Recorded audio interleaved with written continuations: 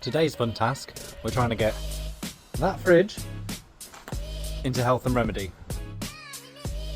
Thank goodness for Elliot and John. That thing weighs a ton. So I'm just sat at the usual roadwork traffic in Chard, and the guys are behind me with the fridge, and I'm just driving them to the front door of Health and Remedy.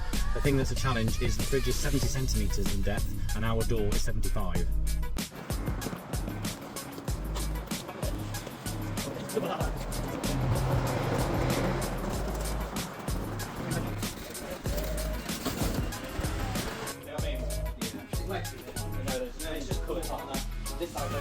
One eternity later.